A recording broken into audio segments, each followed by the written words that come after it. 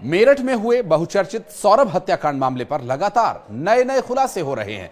मुस्कान और साहिल के द्वारा उठाए गए इस कदम से हर कोई हैरान है और उससे भी ज्यादा हैरानी अब इस नए खुलासे से हो रही है, जो कि पुलिस पूछताछ और फॉरेंसिक जांच में सामने आया। पता यह चला, दरअसल हत्या के दोनों आरोपियों का प्लान कुछ और था, लेकिन मौके पर कुछ परिस्थितियां ऐसी बनी कि अब नीले ड्रम बदनाम हो रहे हैं।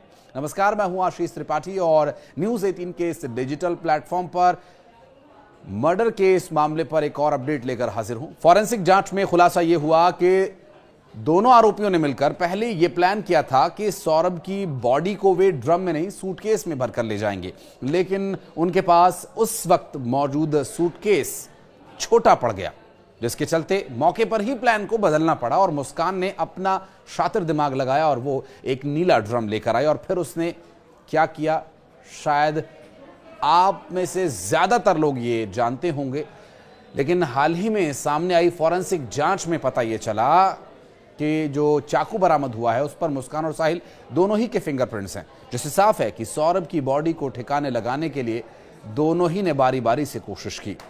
हत्या के बाद बेडशीट पर लगे खून के धब्बों को साफ करने के लिए प्रयास किया गया, क्योंकि ब्लीचिंग पाउडर का इस्तेमाल किए जाने के बाद फॉरेंसिक रिपोर्ट में साफ हो चुकी है, लेकिन खून के धब्बे साफ नहीं हो पाए। हालांकि ब्लीचिंग पाउडर और खून के धब्बों का मिश्रण फॉरेंसिक जांच की रिपोर्ट में यह पता चला है कि उस पर मिला है। और इससे पहले ब्रह्मपुरी थाना पुलिस और फॉरेंसिक टीम ने सौरभ के किराए के मकान पर जाकर खून के नमूने और फिंगरप्रिंट्स लिए थे।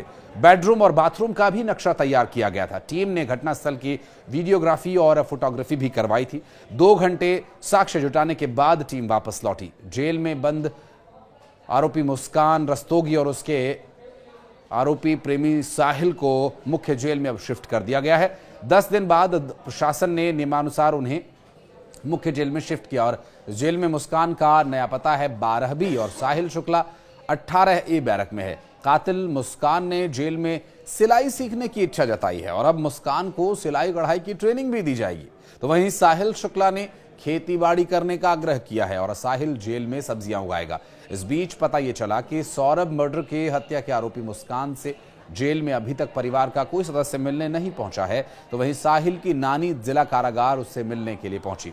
बुलंदशहर निवासी साहिल की नानी पुष्पा ने बताया कि साहिल उनका बहुत ख्याल रखता था। साहिल ने कहा कि वो एक बार फिर बाहर आकर उनका ख्याल रखेगा। उन्होंने बताया कि वो मुझे समझाने की कोशिश कर रहा था जिससे मैं उसकी चिंता ना करूं। उन्होंने कहा कि यकीन नहीं हो रहा कि साहिल ऐसा कर देगा। उनका कहना यह कि साहिल को मुस्कान और नशे ने बर्बाद कर दिया। उन्होंने ये भी कहा कि हमारा छोरा उसके पीछे पागल था। बुधवार को आरोपी साहिल की नानी उससे मिलने के लिए जेल पहुंची थी, तो यहां साहिल के कपड़े और कुछ नमकीन उसके लिए लेकर पहुंची थी। और इससे पहले मेरठ के ब्रह्मपुर स्थित आवास पर बुधवार को सौरभ की शोक सभा हुई। नम आंखों से लोगों ने सौरभ को श्रद्धांजलि दी और इस दौरान परिजनों ने इस पर शोक प्रकट भी किया और परिजनों का इस वक्त भी रो रो कर बुरा हाल था और खासकर उसके भाई बबलू की आंखों से आंसू रुक ही नहीं रहे थे। उनकी मां रेणु तो बेसुध ही हो गई और उनको पानी पिलाया गया, ब्लड प्रेशर चेक किया गया। परिजनों ने कहा कि मुस्कान के परिजनों की भी इसमें संदिग्ध भूमिका है और उनको भी जांच के दायरे में लाए जाने की बात कही गई। भाजपा के वरिष्ठ पदाधिकारियों ने कहा कि सौरभ की हत्या के आरोपियों को जल्द सजा दिलवाएंगे और उन्होंने पुलिस के वरिष्ठ अधिकारियों से भी बातचीत की। सौरभ को याद करके भाई बबलू बुरी तरह से रोते रहे और रोते हुए बबलू ने कहा कि भतीजी पीहू को वो अपने घर लाना चाहते हैं। वो नहीं चाहते कि जिस तरह परवरिश मुस्कान की हुई उसी तरह के परिवेश में उसकी भतीजी पीहू की परवरिश हो। मां रेणु सिंह को बेसुध होने पर किसी तरह से परिवार ने संभाला। शोक सभा में मौजूद रिश्तेदार, उसके दोस्त सौरभ को याद करके भावुक हो गए और उनकी बुआ की जो बेटी थी उन्होंने कहा कि सौरभ बचपन से ही बहुत चंचल और नटखट था, बहुत ही अच्छा उसका स्वभाव था, लेकिन ऐसा हो जाएगा इसका बिल्कुल भी अंदाजा नहीं था। बताया गया कि जल्द ही दोनों आरोपियों के लिए जमानत की अर्जी भी लगाई जाएगी और उधर पुलिस का दावा है कि दोनों के खिलाफ प्रमाणित साक्ष्य हैं।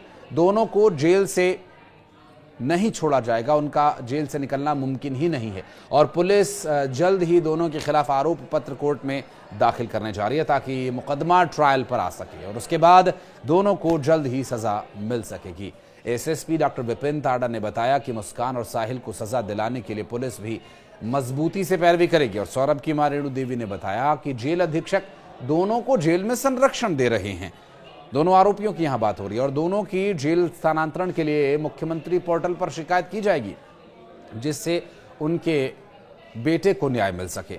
जिस तरह से जेल प्रशासन उन्हें जेल में सुविधा मुहैया करवा रहा है, उससे साफ है कि किसी गोपनीय तरीके से दोनों हत्या के आरोपियों की मदद हो रही है। और अगर जल्द ही दोनों की जेल स्थानांतरण नहीं किया गया तो लखनऊ में डीजी जेल से जाकर परिवार मुलाकात करेगा और इस संबंध में अपने लिए, बच्चे के लिए और मृतक सौरभ के लिए न्याय की मांग करेगा। इसमें भारतीय कानून का लचीला होना क्या सौरभ और मुस्कान की मदद करेगा, या फिर सौरभ और मुस्कान ने जो किया उसके लिए उन्हें कड़ी से कड़ी सजा होनी चाहिए? इस बारे में अगर आप कुछ कहना चाहते हैं तो कमेंट सेक्शन में आकर अपनी प्रतिक्रिया दे सकते हैं। संविधान सबके लिए एक बराबर है, वो मुजरिम को भी अपना पक्ष रखने का मौका देता है।